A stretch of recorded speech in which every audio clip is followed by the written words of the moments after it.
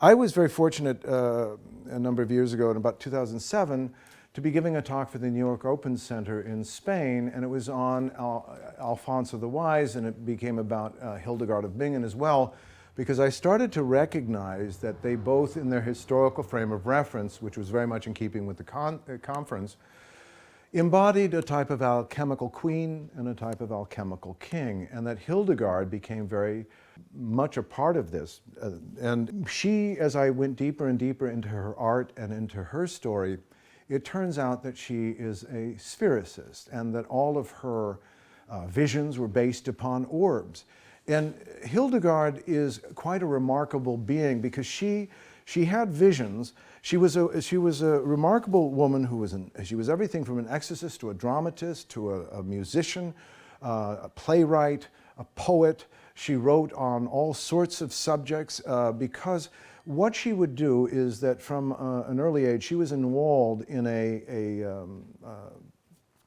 convent, which was the fashion of the day, a bit like a queen bee being put into the honeycomb.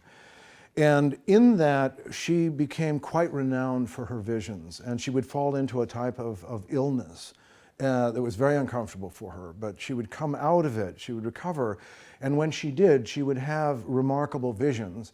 And so she not simply wrote the visions down, but she also created remarkable paintings that we're going to see tonight, at least a few of them, because we're going to see how she represents her conversation with these visions, with this knowledge of the divine, with orbs, and how the knowledge of the sphere, of the orb, is really getting at a type of deep story that we can see when finally, as Henry Miller says, to look with the eyes of love is to see as the painter sees.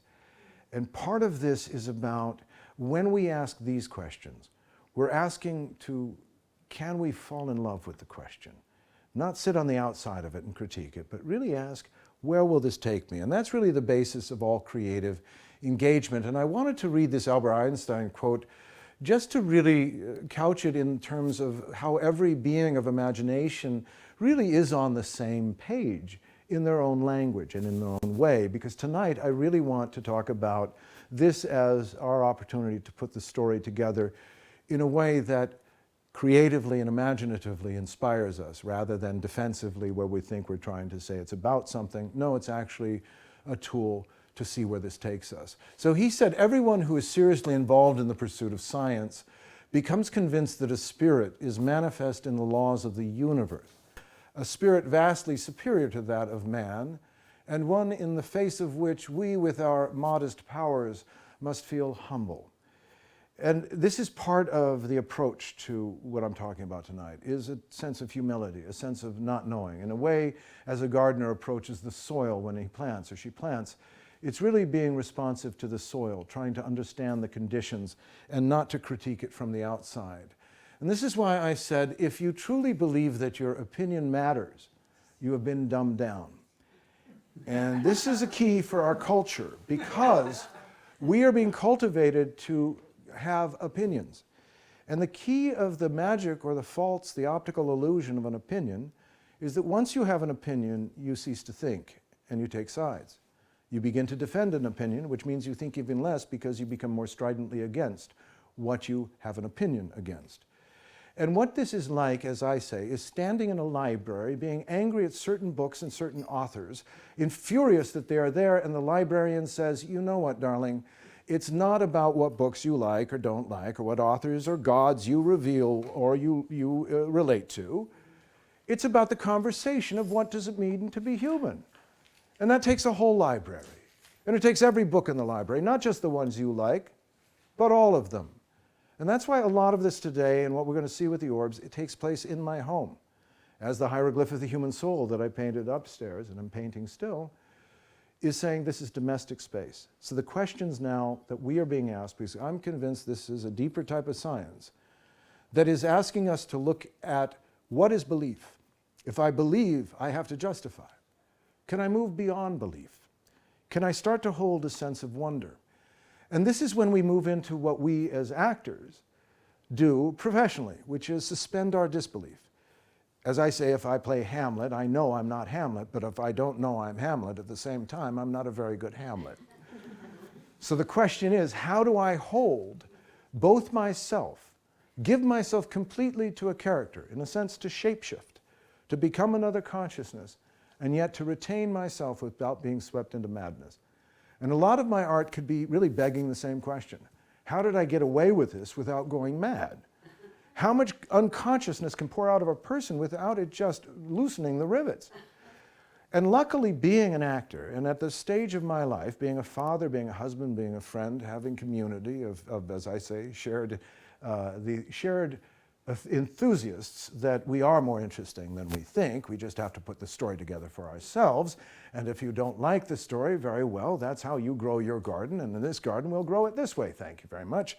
And that's why the science of the imagination and the artistry of the human consciousness really helps us when we begin to see that imagination is not fantasy. It's not make-believe. Imagination is actually the bridge that allows us to connect with that which is not simply ourselves, but is that which is a greater creative story that informs all of ourselves. And you feel that when you play music, you feel that when you connect. People always say, I wrote this down and I don't know, I looked at it and it wasn't me, I don't know where this came from. Well, that's actually when you've allowed yourself to enter into the science of the imagination, which says only if you're playful, only if you enter a relationship with me, with the imagination, can we become not something you're studying from the outside, but something you're awakening from the inside. And that relationship then leads to the artistry of human consciousness, which can finally say as a book in the library, you know what, yeah, I am a unique book, I'm a unique me, and my name is different than yours. But at the end of the day, I am human, you are human. And when I realize we're woven of this great story, we begin to understand the etiquette of energy. And the basis of all esoteric philosophy, which is analogy and correspondence, as is alchemy, as is Hermeticism, as are all of our ancient arts. Because analogy and correspondence says, listen, like theater, what you need to do is create resonance. You're telling a story, so create different props, pull the scenery together, create the situation and the story so your imagination can anchor with these different qualities and you can pull the story to you. This is really the magic of evocation. Why do people use stones? Because it's not because they are inherently magical, but because they focus the attention. And when you have your attention focused, let's say you're using stones with a focused intention, you realize, oh, I'm mineral too. So this is not an object, this is a brother, this is a sister.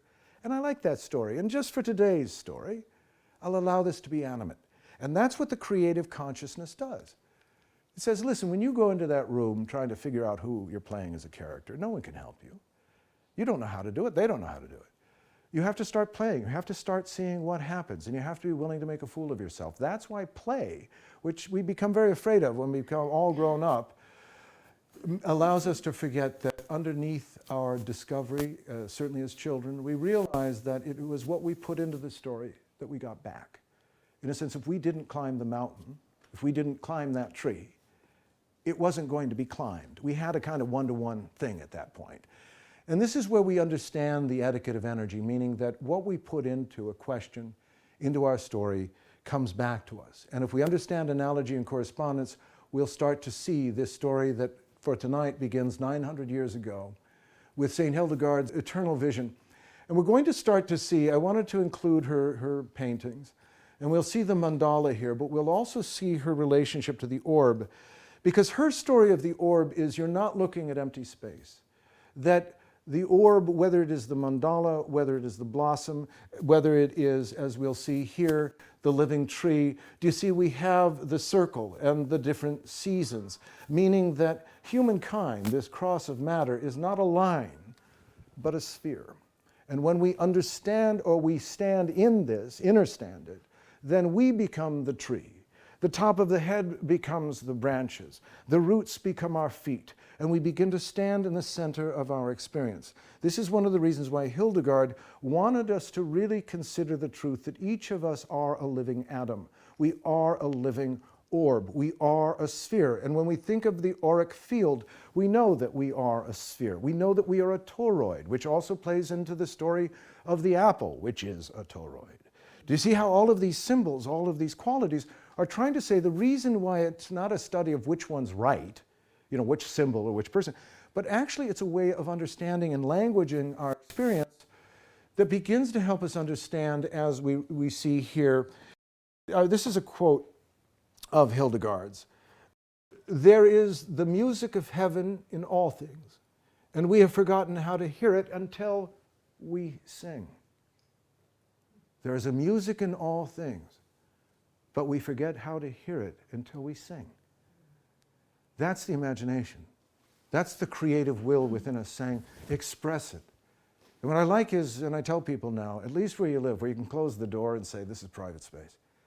Let me express this side of myself. Let me sing. And if I'm worried about people going, you don't know how to sing, let me sing alone. Let me sing to the cosmos.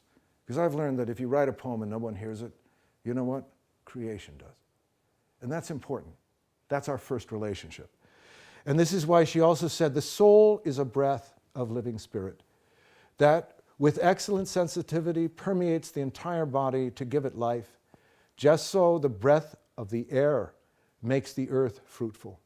Thus the air is the soul of the earth, moistening it, greening it. Now that starts to sound like the orbs, the breath of the earth, the orbs.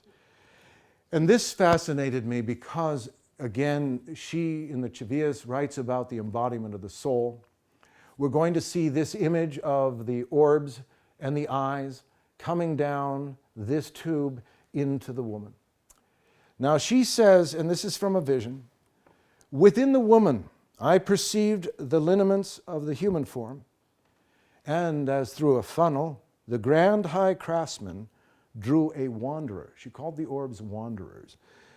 Down into that form and womb, and from this union, the human soul is born. That's astounding. That's saying, because she talked about the orbs, she said they called themselves the wanderers, and this story that we were wandering and we were pulled into this kingdom. What do we do? How do we leave? And it was the story almost like Jung saying, not out, but through. But no, you are bound to this story. As if we're wandering around the universe going, boom. How did this happen? Well, don't worry, it only takes about 25 million years, but I'm not going to tell you that ahead of time. And we're really drawn down into this story that begins really going back with Hildegard.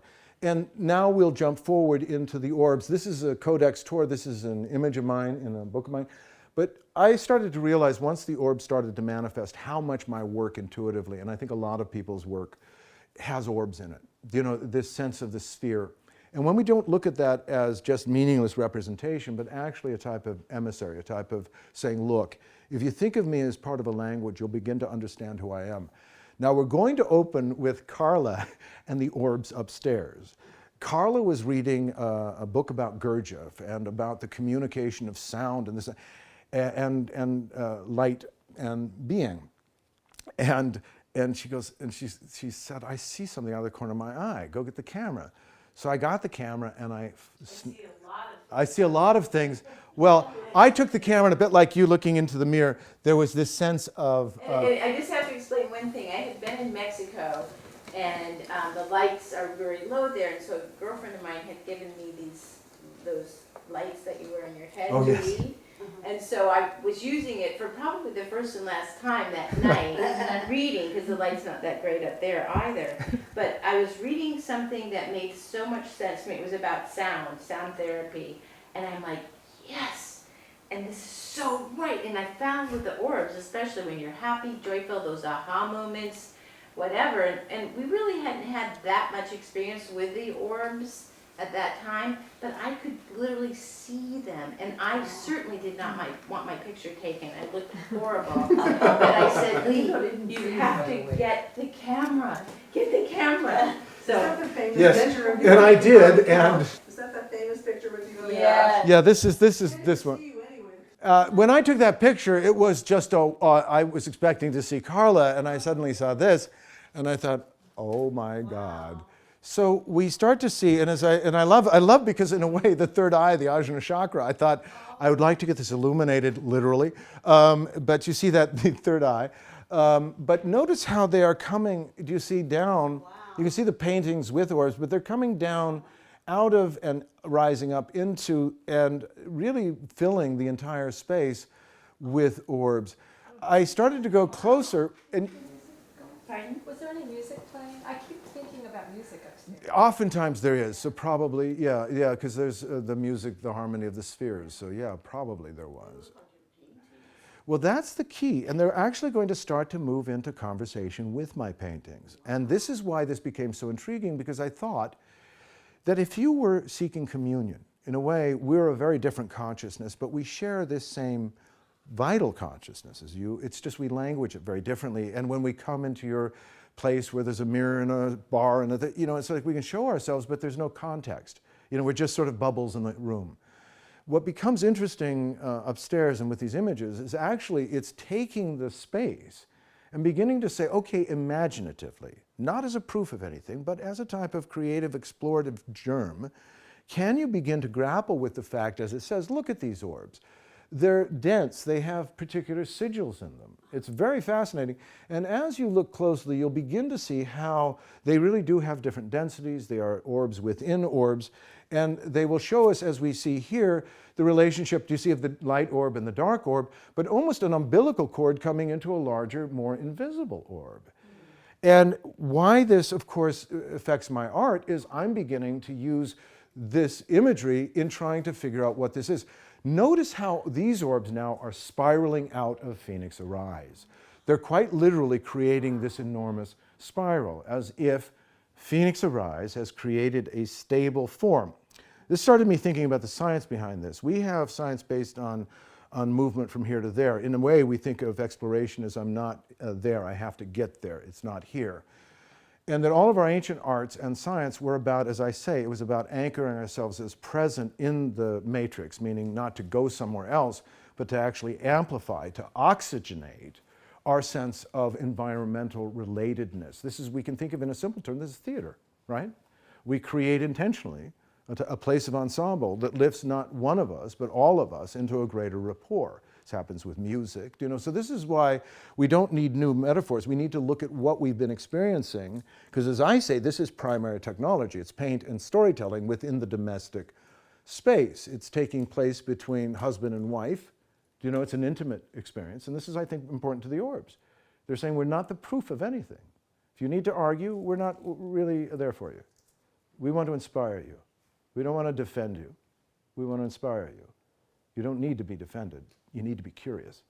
And that's why, look at this. Do you see how they're coming out in different colors? They're coming out in different densities. And you'll start to see how they are, over and over, telling this spiraling out. Now, what's fascinating, of course, because we'll go to these and see how, if you think about creating a hologram, meaning that you create a stable framework, not to go somewhere, but to create the ability to show more than one state of being simultaneously, in the same way that the multidimensional nature of the hieroglyph of the human soul, when we put the 3D glasses on, it's not an optical illusion. It's a deepening of perception. That's true philosophia. That's the true love of wisdom. And this is why it says, if you look at me as a painting, now think of me as the generator of universes. Because notice that as my orbs, that almost look ectoplasmic at this point, is over the mandala. Now the mandala, when we realize this and we go, oh yeah, that's like, I read a map in school. I remember I saw the Earth, it was flat. I realized in the map, the Earth wasn't flat, the map was. Well, that's what this is. It's not flat. It's flat, but it's a sphere. It's not only a sphere, it's 10 times smaller than it would be if it were the original size, meaning that this is enormous. So we have spheres talking in relationship to the mandala, essentially to the atom, to the spin of things. And that's why we'll go closer, but you can see how dense and how deep this energy is. Now, we'll also see how some of them are dense, some of them will go back into this where it's pouring out almost like raindrops now. Do you see the difference? And if you think about, let's say you were a consciousness and said, look, the reason I'm ambient, the reason I'm synergistic, or I speak in nuance, why I'm not literal, is because if I'm literal, then you do what I say. That's not an interesting relationship. What's interesting is me to suggest, and you, in terms of suggestion, are intrigued So you go more deeply into your curiosity. This generates interest on my side because you're curious. And I found this in working with the creative spirit to be very true. I would say that one of the reasons why I am so creative is because I really do enter into that sense of what may I learn from you. I think that's why my tarot is so helpful, because it's not a book of belief. It's actually an operating system book. It's to help us understand that we are not a belief system. We are an operating system, and that it is time our consciousness begins to trust its quantum level of consciousness, which says, I am the interactive, the imaginative. Give me material to work with. A painting is not painted for you. It's painted because you're willing to say, all right, what next? And that doesn't have to be a painting. As I say, art is not a product. It's an approach. It's a willingness to say, I will step into the curiosity of not knowing. I will not stand outside of my experience and define for you things I don't understand that I think you should. And we have a lot of different qualities of consciousness doing just that. And that's why I prefer, in a way, looking at really the influx of these other languages, these other visitors, so to speak, that are really trying to move us into a type of communion. You know enough. Now this fascinated me because around Eve on the pillar, we'll start to see that chalice. Now think of the light of mind, but think of what St. Hildegard said, right? A funnel through the grand high craftsman. What if, well, we're standing there, that's us. You know, we are this spherical being, this blossom of creation coming down through the lamp to finally rise up through the roots to be ourselves looking at this. And this is a great conversation. We'll start to see rings within rings, or orbs. Now this is also fascinating because Fibonacci, now Fibonacci is of course ratio. It's where we begin to understand how there is always a Fibonacci series. And what is fascinating for me is that the Fibonacci here, we'll see this faintly, but you'll start to see orbs coming up in this relationship. Now you'll see the dots on the floor, and those I put down as Fibonacci, meaning it goes, what is it, 1, 2, 3, 5, 8. In other words, so we have this Fibonacci. And what becomes so intriguing is that you can see it quite well. You see how you have the larger radius, the smaller radius, all in relationship to that suggestion on the floor, as if saying, you see, we understand the language of Fibonacci. That's probably why the Egyptians used it. That's why the golden mean. Do you see, these are not belief systems. They're operating systems. And we finally can move in a way to utilize them, because we'll start to see how coming up out of the depths are these atoms, these orbs. And we start to see how thick they are. And as you look closely, you'll see all of the different essential energy that composes them. And we'll see, as I say, the different densities and relationships. And if we look at that, you'll start to see that everyone is unique. And I kept thinking that really this is a gathering of what you would call to the ancestors, spirit. You know, these ones, the last one, so Yeah. they remind me a little bit of this huge medal I have with the name calendar on it. That's very well put. That's very true. This is where we start to see, because once we can start to see, again, I said analogy and correspondence, right? Once we can see correspondence, then we're not looking at things abstractly and all separated. This was known as the theater of memory in the Renaissance. It was to understand this structural or pattern relationship that said this will give you depth perception because you won't be so distracted by thinking, well, it's not the Mayan calendar. To say, no, this hints at the same thing we see refined here, because that's a key to alchemy. The alchemists perceived themselves as, they said, nature provides the raw material. Our relationship with her is to refine this, to essentially go through the alchemy of true relationship, which brings forth the art, meaning that she supplies the pigment, the resource, but the human soul then in union creates the art or the life that allows for the transmutation of, in a sense, a leaden perception into the gold of a type of greater synthesis. But this is something like a creative process that is grown. It's not something bestowed by an outside agency. Do you think it's a group consciousness, or do you think each one is distinct within that? I think this is really starting to teach me that maybe, that as we see cells have membranes around them, meaning that the thing that allows the cellular nature to hold its larger organ form or its larger tissues, but each are uniquely have a membrane. And I keep feeling that that what they're getting at is this type of oxygenation effect, meaning that, see, like a book, we do have a unique title, a unique personality in a way. Because I'm convinced that they have something to do with our atoms, meaning that our bodies are, as we know, energetic states, atomic states, composed of these orbs. And I always think of Walt Whitman saying, you know, for every atom belonging to me as good belongs to you. And any scientist will tell us now, yes, we are a sea of atoms. And I'm convinced that part of the question, almost like a mirror, is that yes, you can see them uniquely individual, like you can see an atom in us as uniquely individual, but you can also see them as a larger part of a larger coherence.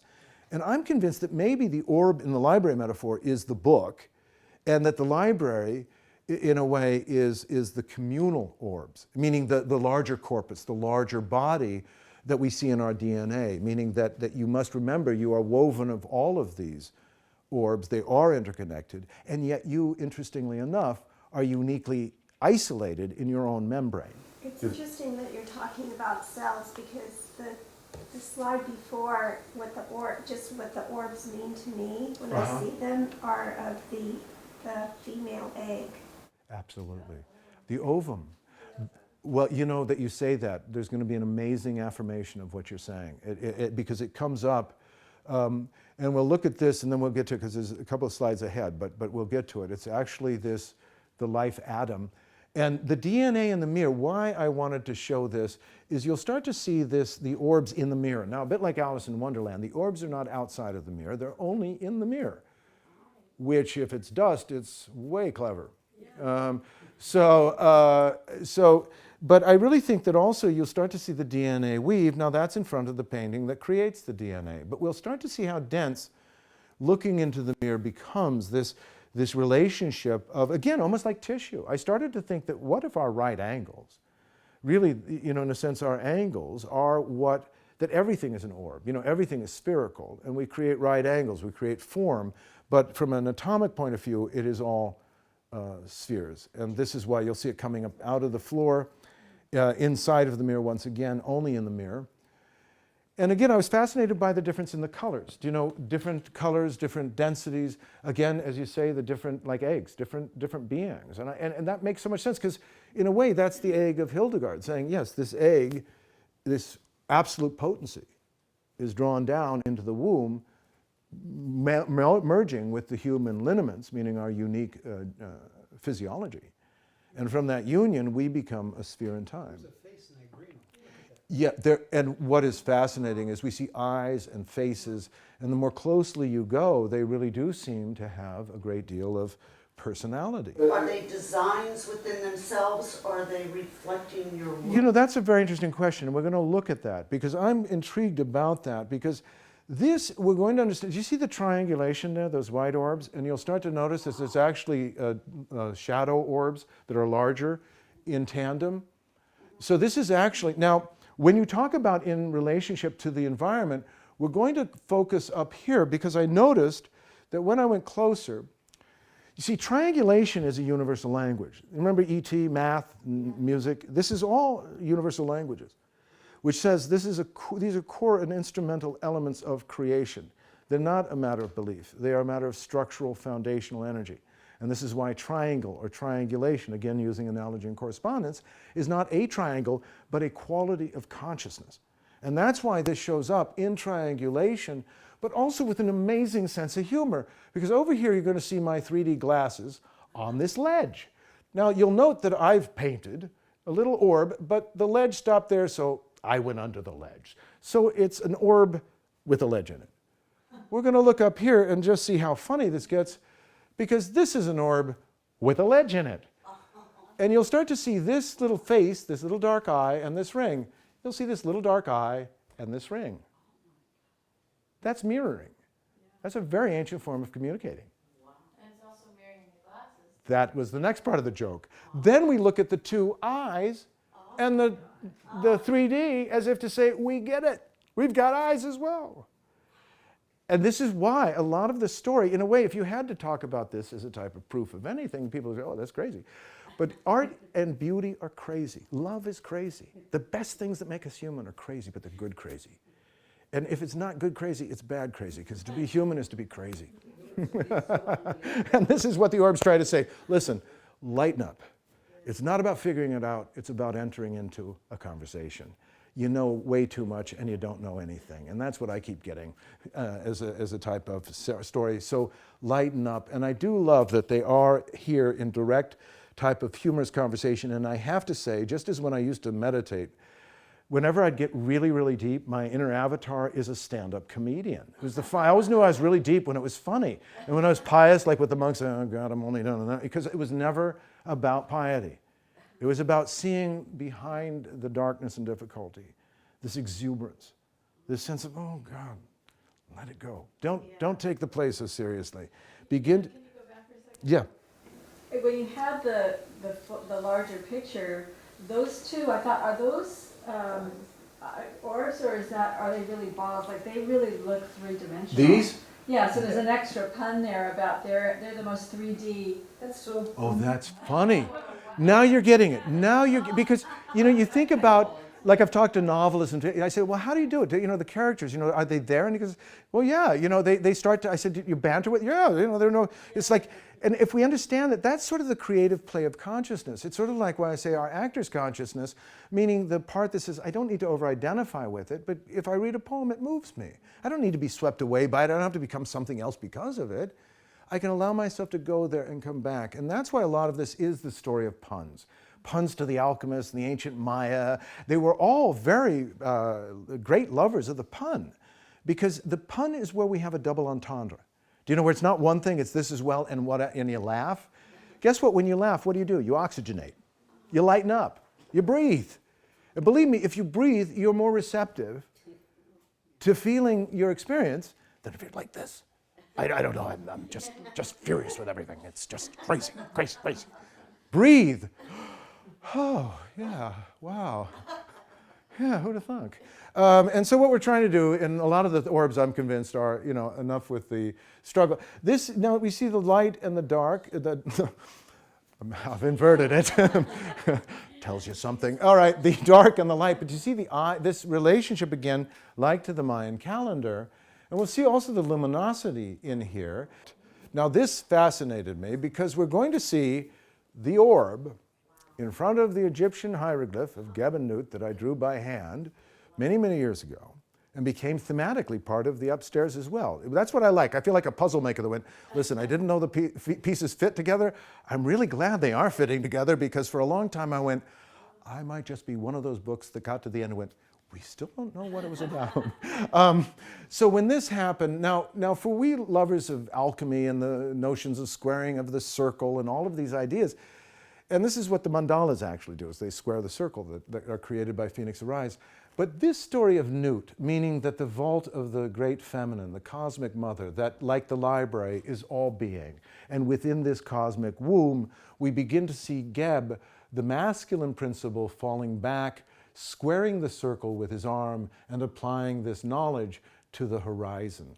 The erection here is that it's time to remind us that the erotic key to consciousness is our yearning to reconnect, pulls us up toward, and although we can't reconnect completely in the yearning, we fall forward and begin to apply the knowledge of wholeness. And this is an amazing relationship, because this actually shows us with an orb the squaring of the circle. Do you see how his arm? It's like communicating to you. Yes. And it's communicating, I'm convinced, because it must have known it was getting its picture taken. Did you use a flash, or is it natural? Some were natural, some were flash. There were about 5 different cameras involved, because I at that point, it's just a camera. And I thought, well, all right. But I was really looking at these things and my knowledge of and study of myth and alchemy. I said, wait a minute. This is happening here because there's actually a template that's saying we're not just cool, which we are. We're not just interesting, which we are.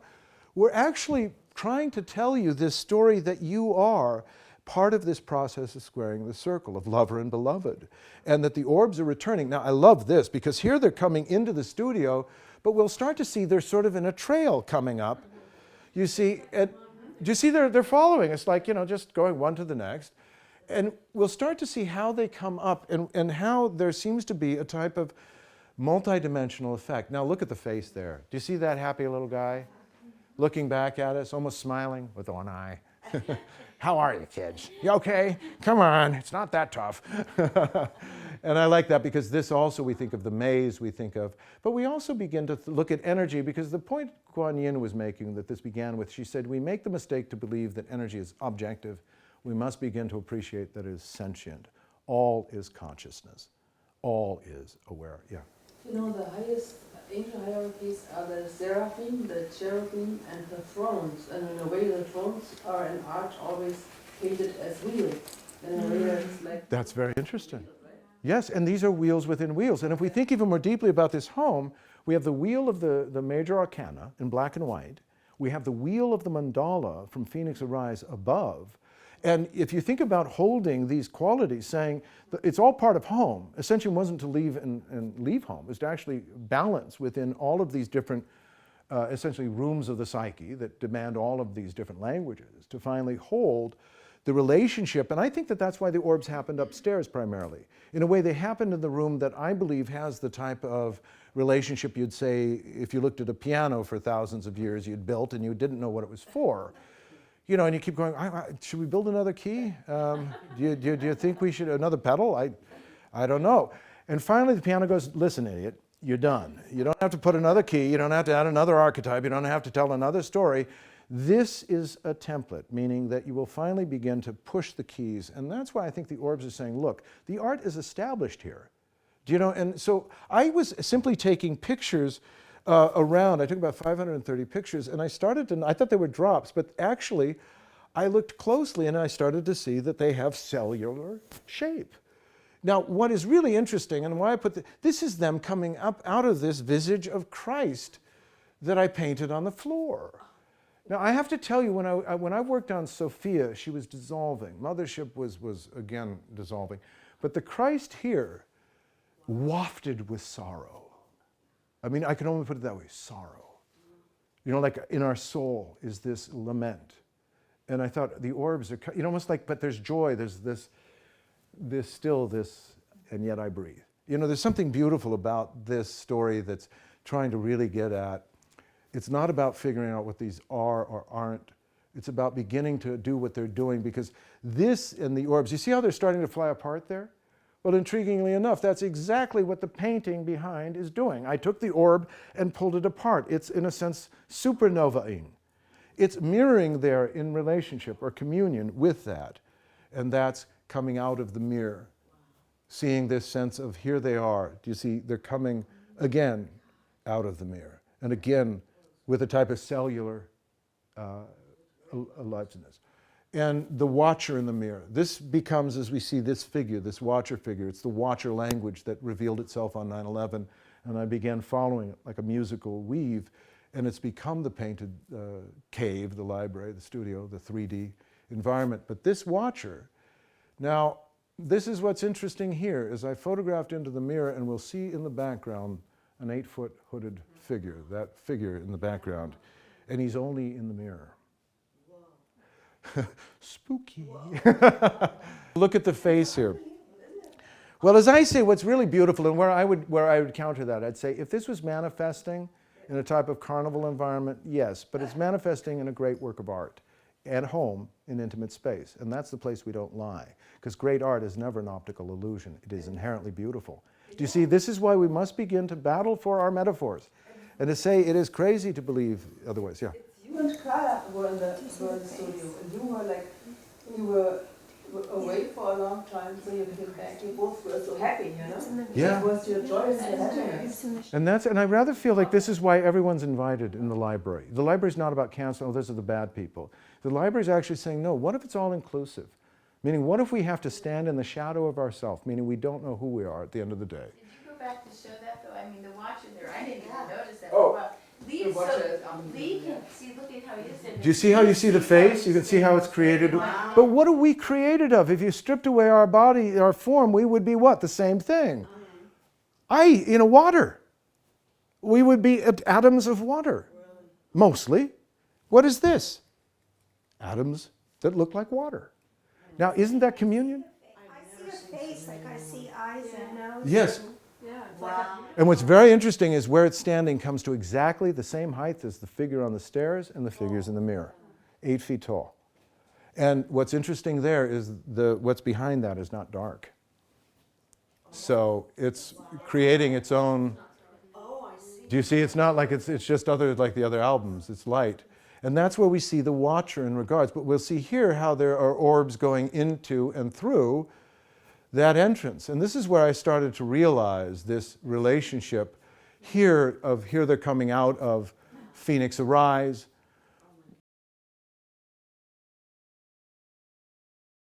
This was outside, volleyball and orbs playing in the garden. Wow. My daughters were playing volleyball, and these two very bright orbs showed up. I didn't see them with the naked eye, but we're going to have an interesting thing because volleyball implies hitting a ball. Think of a ball. It compresses, right? And so it's going back and forth. If you're going to illustrate, oh, I get it, I'm going to compress the sphere because that's the action of hitting it, pushing it, and then I'm going to show you the sphere because that's the act of catching it until you push it back. So look at what this is showing us in terms of our relationship. Do you see there the one that is hit on the left and the one that is whole on the right? As if to say, you see, we understand your game, and also your daughter is a demon. No, I'm just I'm kidding. Yeah, you can't say anything humorously these days. He was kidding when he said that. But did you say about hitting it and how it shaped the form? Yes, absolutely. And this is, now I put UFO flying breast in the mirror because you're going to love, this actually helps us understand some of this relationship of this entity that shows up really like a flying breast or a flying saucer, interestingly enough. And it has this bright light in the middle of it. You know, it's really, you'll start to see why I asked certain questions and why I had to get out of the way of any type of, okay, I'll just see where this goes. And it changed colors. You see why one was purple, the other one was pink? Yeah. That was the equinox and the solstice. They changed colors. And also, and I found this, and if you look at the original, you'll really see that this is very dense. It even looks to be like a person driving the thing. Here it's in the mirror, and what interested me here, it shows me this relationship. Do you see the point and the line? That's a type of fundamental philosophical statement. I get it, the point becomes the line becomes then you have the 2 becomes the 3. But here we're going from the line and the dot to showing this open, almost like a jellyfish. And I start to think maybe that's why we think jellyfish are so cool. You know, we know there's a type of, and here there's a type of ornament, almost like an egg, like an ovum, you know, really, and it's almost like a being in it. And then the quantum light travelers, the UFOs and the deep blue orbs showed up. As I said, this is going to get curiouser and curiouser, Alice. But great thing is, you don't have to believe any of it, except the photographs are true, and I'm not making any of it up. I'm just enjoying the journey it takes me on, because look at this. Do you see? Now, notice, this is what? That orb, the flying breast, inside of a blue light craft. You have to enjoy that. Yeah, no, hanging down into this green egg. The breast actually looked a little bit like a pyramid. I saw these long lines. Some here too? Yeah, and there will be, I mean, there's all different, you'll start to see the purple entity, but look at this. Well, it glows. This is so fascinating because we see this, what looks like a dreidel, but it's also a dual chalice. And it's also, if we think about it scientifically, could this be a black hole? Could this actually be because if you think in terms of light, size and dimension are relative to your position. And if you're traveling, you're not traveling large, you're traveling light. That one just came to me. But because we'll see the pink again of that orb, as if there's something, but this double chalice, interestingly enough, and I'll show you a picture of Sophia, because we're going to see how this double chalice really becomes almost like a type of energy system. So this one looked so much like a UFO that I was just so fascinated, because I thought, well, what if we're misunderstanding what we usually think of as optical light is actually all light is sentient. And if we understand that, then we stop looking for what it proves and actually what it implies. And that's when we become creative, because you say, well, listen, I'm going to create something different than you would, because you'll language it differently.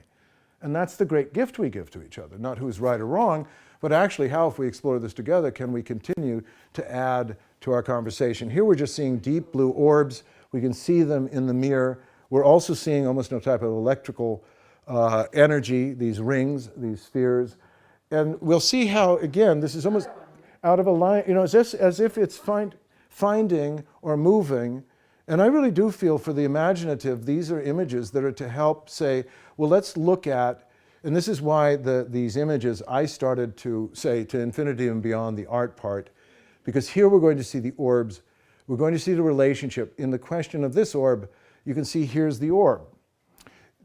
From this, the painting emerges because in a way I'm using that as, let's say someone will use a tuning fork, right? This, what are you? Okay, imaginatively, let me draw you. And from my hand, that's what Gebenut was, because the alchemist said, and this is very important, our ancient tradition said, look, your hand you think of is your hand, it is, but you have a human hand. And this human hand of yours was the first hand to touch that cave wall. Your human hand is every human hand. This is a pattern. It is not simply a personal possession. When you know this, you can trust the ancientness of your hand, because in your hand is Rembrandt, is Raphael and Michelangelo. In your hand is David Bowie and John Lennon. Do you know? Get real. It's all us. And that's important, because then in the hand we start to say, like this, I started to say, okay, with Mothership, this painting outside, which we'll get into. Do you see, I just started with the design, thinking, well, where will this take me? And this is what's so interesting with this double dreidel, this double chalice, because this is on Sophia. We have this great chalice, and then we also have this chalice. Do you see, a chalice within a chalice? Now, to me, that's again a type of acumen on the part of the... That Sophia I had done before. She was in 2003, this was in 2006, as if it was saying, notice, do you see here, this relationship of this chalice and this chalice is this relationship of this chalice and this chalice. You know, that's the 0-point energy when they talk about torsion physics. That's exactly what it looks like. Doesn't that? It looks like that. That's why I kind of feel like everyone there's so many brilliant, if you look at Renaissance, there's so many brilliant people afoot. And so many of us are carrying, in a sense, we're on the same page. So it's not to convince anyone of anything or to say you're wrong, but to really cultivate, yeah, what if, like torsion energy, what if creation is saying, look, I'm trying to language myself in ways that make sense to you, because you're an art form. You're a unique book, yeah. Yeah, picking up on what he was saying, I was recently reading a book on Schumann, who did the Schumann resonance. Mm-hmm. Schumann. Yeah, Schumann. Yeah. And basically, there's a picture like that as well. And he has a quote, and I wish I could remember it, but he does say that everything created is divine, but everything that is destructive is satanic, and he goes into about combustion and certain types of, the way we were doing our energy was against nature. Implosion, basically, yes. And so it's really interesting, because he said the new technology will be divine technology. It was really, I'm not doing him a great service. No, but I just read it, but there's a picture in there that looks sort of like that. Well, I think for a lot of us, it's to realize that a great conversation is emerging. There's a lot of bickering about the old ideas that aren't really going to be the leavening of the future, but this other sense that this is actually being examined from so many different ways and really being addressed into working with the laws. And this is, of course, Gaia, working with creation. And that's what the art creative process is. And that's why this sense of Mothership, Revelations in pink, she said, it's not enlightenment, it's enlighten up. I am the knowledge of your atoms. Your father Adam is the knowledge of your form, but I am matter, mater, mother. All are woven of me, all are born through me. There are no evil atoms. If you don't like your stories, tell better ones. Begin with the story of who you think you are. You are far more remarkable than you think. Stop telling stories at the expense of one another. I love all of my children, all of my Adams and Eves, and I give no one the right to brutalize any of them for any reason. This goes back to the etiquette of energy. Do you know what I think? If you think you can bluster like Parsifal your way into knighthood because you knock a nobleman off his horse, you've got a long and arduous journey ahead of you, because you receive nothing through entitlement except the mere reflection of your own conceit. And this is why we see, again, I took the relationship of the orb, of Mothership, but it's also, again, the relationship of the breast and the womb as it emerged, and I got out of the way because, as I said, once I started this, it turned out to be a far more interesting story than one I could make up. But we'll see here again the energetic matrix of this relationship of orbs, because I started using the orb. And what I said upstairs, which is very interesting to me, is that the language that the hieroglyph is written in, and what emerged on 9/11 when the towers came down, is the Watcher language, which is in a rhythmic elongation. It's a figure over and over again, like a string. But it's a string that is entity. It's not just a string. So it's not objective. It has to do with desire. Well, here the question was, what if I take the orb, use it as a type of primary signature, and just start seeing what happens? Well, this started to inform my hand about this relationship that we can see. Do you see the Watchers here? But they become really the ancestors, and we start to see the orbs then filling in with this story of the great journey. Now, I'm simply following a type of intuitive, almost like a musician saying, it's a great riff. I don't know where it's going. And I think this is one of the points of why this is like oxygenation. Do you know, it's actually saying your creativity, your imagination doesn't need to know something, it actually needs to trust something. And that's why we see again this story of the Grail, of the twins, of the orbs creating the bodies of life. And we'll see even the chalice here, the Grail composed of orbs. And I'm convinced that this is our atomic nature. Again, going back to the membranes, do you know that when we honor that, we'd realize that the membranes around all of the different qualities are this. Now this, you see, I put the orbs in there. I put them as a question that I would ask as a painter to try and go more deeply. And here we're going to start to see this depth and move into the relationship of energy and orb and form. I would call this riffing, and that's one of the things I like to do with people in art class, is to say, listen, it's a bit like reading a cloud. You don't know what we don't really, our Western art is based on illustration, meaning I'm going to draw a picture of something I think I see, which is optical. But all of our ancient arts, and what this is predicated on, is much more, you'd say, like calligraphy. It's much more about breath, like acting, about connecting. And allowing, like you would in performance, a type of spontaneity, meaning I don't know where this is going. Because when you allow that spontaneity, suddenly you're taken places you wouldn't expect. So a lot of this is following that path of the unexpected, but we can see her beauty, but you see again, she is within this infinite ocean of orbs, and she's going to show us this journey of our blossom. But I wanted to share her relationship, and that each of us are born then composed of these atom bodies, these breaths of life, and that we are beginning to understand, and this is of course the relationship of Mothership and the knowledge of Eve, and even she is an orb. Do you see? What is our planet? It's an orb. What are the spheres? They're orbs. Meaning that this repeating analogy in Correspondence is saying, don't look at me as large or small. Look at me as significant. And begin to see where I am in you. And begin to trust that you communicate or commune with me by trusting not something you see, but something you feel. And this is why art is so important. And I don't mean art to be an artist. I mean taking paint in your hand and putting some, finger painting, to get a sense of the body's relationship to something that manifests and isn't just here. Because we can be so swept away when we are following the optical illusion of false magic. And when we are being sold things, we are being tricked. Because this is the magician, not the magus. These other systems are about the magus. Creation has to do with planting seeds of intention that have to do with deeper humanity, not with how can I get away from my humanity. And this is why it's not about this is wrong, it's about balance. And this is why this is above and below, why the story tonight really is about each of us. We can see looking down this relationship to the breast, but also to this ancient infant, this sense that we rise out of the vision of innocence and ancientness. We take this great journey of the living atoms that compose us. And when we finally realize that we are composed of a story that is inclusive and does not reject any of its parts, we'll begin to hold a whole and holy self-perception that is not, I am better than you, but oh my God, I am human just like you. What an amazing and noble adventure to be the outcome of so much difficulty and yet so much beauty. And I love that story. And that's why we come full circle to forbidden fruit, the delicious knowledge of Eve. And she says, do you see, I hold the apple, I hold the sphere. I remind you now to think about life. Think about oxygenation. When you are in doubt, breathe deeply. When you can't figure it out, put paint on your hands and go, how does it feel then? When you're frustrated and anxious, grow a little garden.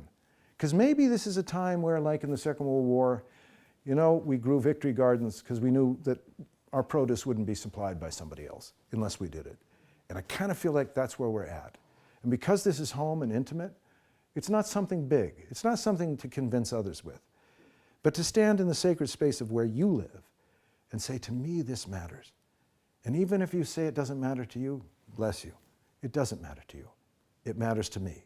In the same way, when I'm home with my family, my daughters matter to me. My beloved matters to me.